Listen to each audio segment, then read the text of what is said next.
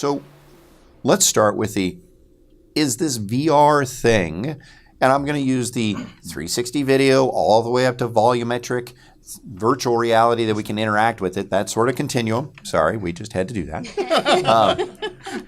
This area moving forward, is it here to stay? It certainly seems to be evolving. So, Malia, why don't you dive in and we'll just go work our way down. Yeah, okay. So when John kind of briefly touched upon that spectrum, right, of non-interactive 360 video all the way to fully interactive with a variety of capture techniques, blah, blah, blah. Yes, it's here to stay. And we could dive in really deeply into the details and get into all the differences between volumetric capture, monoscopic 360 video, stereoscopic 360 video. But really, when you look at it, the only phrase that people are searching for is VR. So there's even a chance that VR is just going to be this blanket term that remains kind of a catch-all. It's the Kleenex. It's the Kleenex. Yeah, it's like it's the Band-Aid. It's the Band-Aid of the future. So is it here to stay? Yes, it is here to stay. Why is it here to stay? Because fundamentally what this technology is just a shift in how humans compute.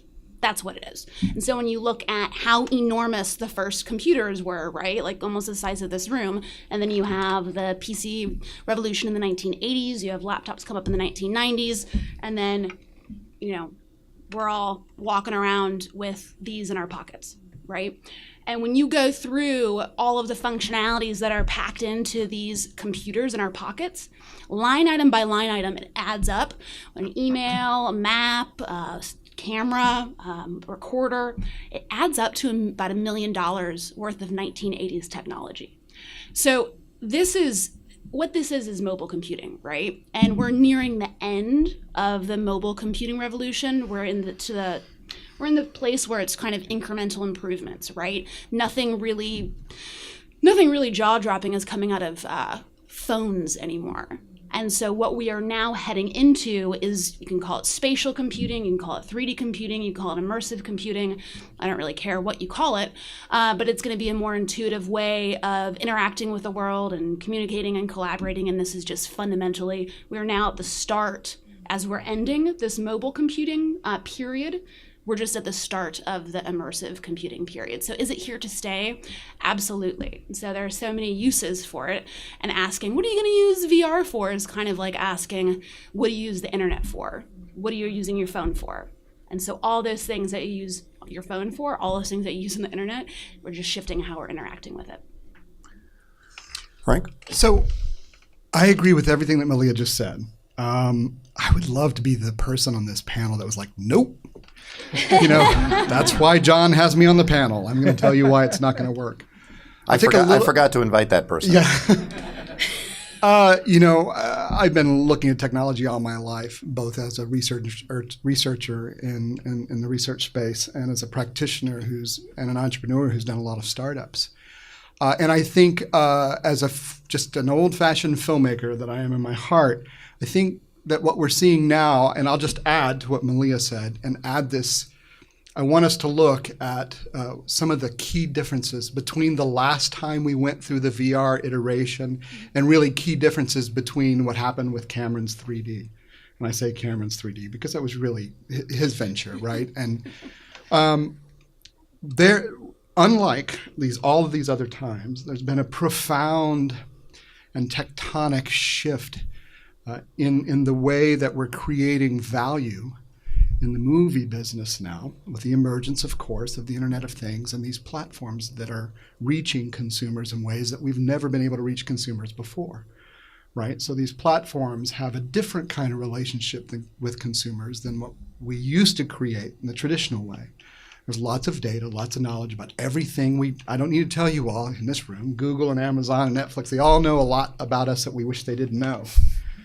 And what it does is it creates a ripe platform for reaching audiences quickly and in compelling ways with new technologies.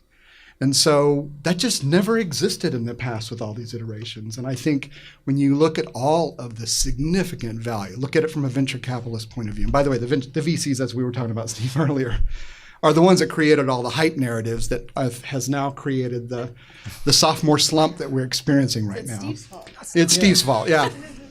But we'll let Steve defend himself in a second. It's okay. But I think a lot of us probably saw that as hype narrative created by venture capital, when in reality what was going on was literally in the last 24 months, $11-12 billion of venture capital being invested in these technologies, and with no content yet that really is, I like the term killer content, even though that's not really the solution, right? But when you look at the relationship that content makers and distributors are now creating with these new technologies, new platforms, and the relationships that are formed with consumers, now, unlike any other time in history, we have an opportunity for this content to connect with users. And adoption will happen for a number of reasons, and that will be one of the profound reasons. Steve?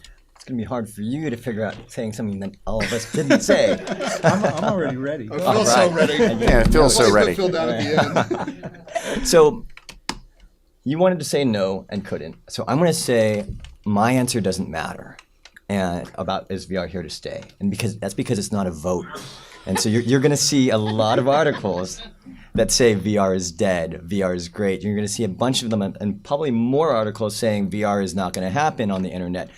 And again, it's not a vote, because VR is here to stay. It's going to happen whether or not people are going to believe it. It may slow down a lot, especially right now, but that's not going to stop it from taking off and getting to the hockey stick of mainstream adoption. So hold on, Steve. When you say slowing down a lot, Am I speaking too fast? no. No, not where I'm going with that.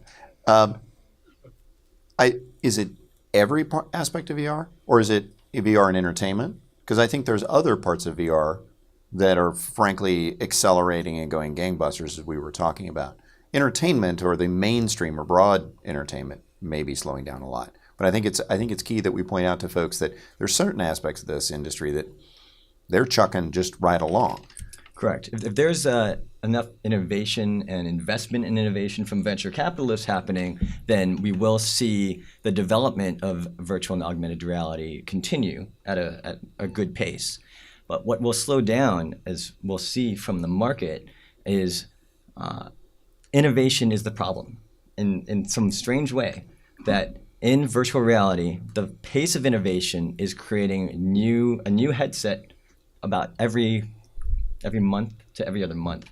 And with each new headset, we're splintering the market even further. And that means you walk into a Best Buy and say, I want to buy a VR headset. What are all the factors in there? And it's not just price, comfort, and performance, but now you have to select your content. If you want Facebook Spaces, you need an Oculus Rift, and no other device will satisfy that.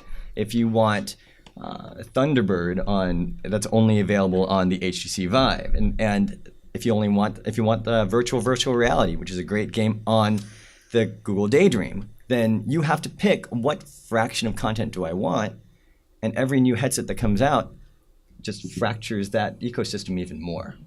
But if you look at the big boxes that we put on our heads now with virtual reality, we know that ultimately we want a lightweight pair of glasses like Frank is wearing. And that's the dream, and that's about at least 5 years out.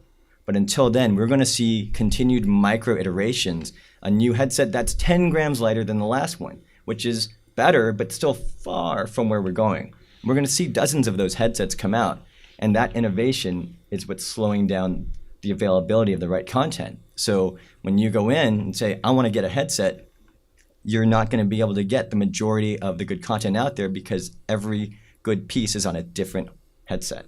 That's the issue. So that's the slowdown side of it. Got it.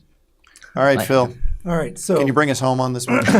a bit, because I need to respond to Steve now too. Oh. So first of all the people that used to work in 3D are now working in VR, because a 3D experience is often a VR experience is often a 3D experience. So we haven't lost those people. They've just been quiet about the fact they were 3D, and they've gone to work for VR companies. VR is a new media type, a new way of expressing ourselves. It's going to be part of the media mix going on, but it's just one part of the overall entertainment mix.